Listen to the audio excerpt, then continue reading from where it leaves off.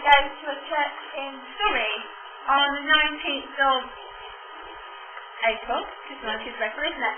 And one of the things that we've been asked to go and talk about, we're going to talk for a large district of people. And we're going to have to talk about Message Church.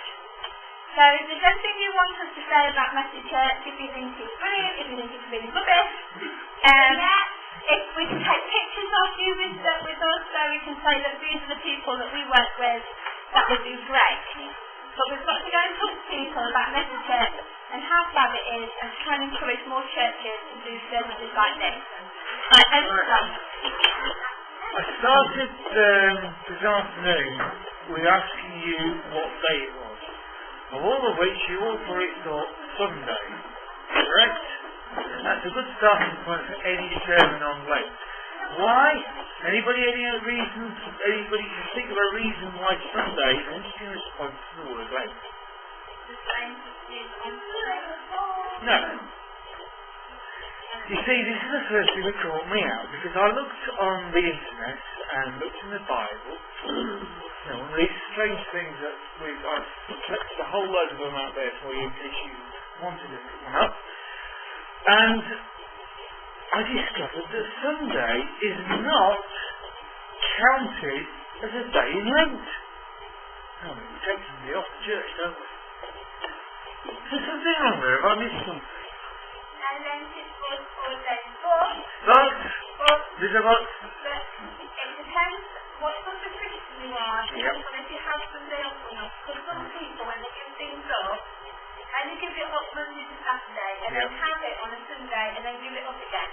Right. Which seems like This is an interesting thought, but can anybody tell me why Lent might be 40 days?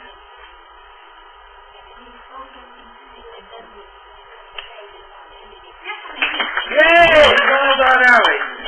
Well done, Ali. Yes. Jesus went into the desert and he was tempted. What does mean tempted? No, that donut, that nice cream donut, you see that chocolate bar you really, really, really wanted. That's a temptation, because sometimes you've got, alright, maybe not that much, but sometimes it's something that you really, really want to do, like watching something on television or doing something else that you shouldn't do. Yeah?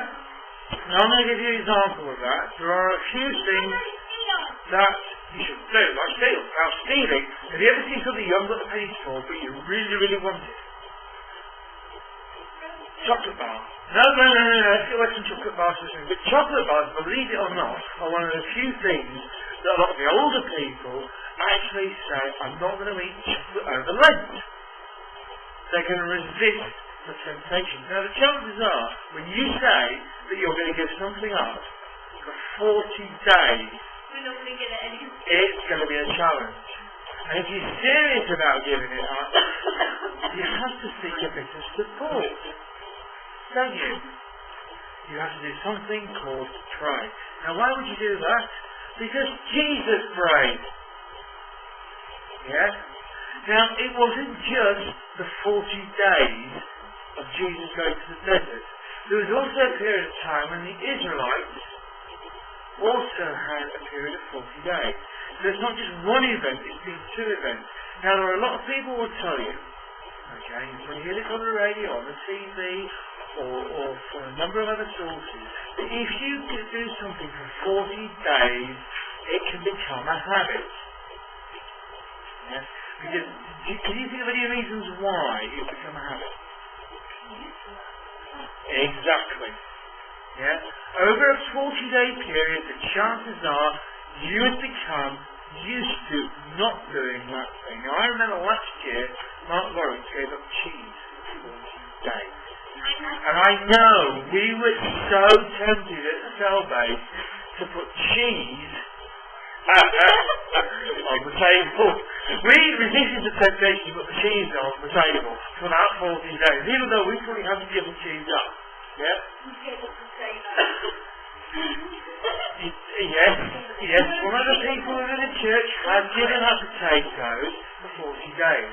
But by giving it up, you suddenly realise what a large part of whatever you're giving up is part of your life. Now, Karen, I can tell you, she's given something up for today. Yep. Yes, I'm going to get to me as well. She's given up watching TV. Now, the trick with her case is she won't watch the TV unless somebody else has put the TV on for her. I won't watch it. I won't definitely choose it. She would personally choose it. So she's found a little bit of a leeway in that for herself, which is understandable, it's okay. Yeah? But what I'd like you to think about, and that's every single one of you, if you haven't taken something up, is God really asking you just to see if you stop doing something that you haven't thought about? Yeah. 40 days. I'll tell you a secret for me.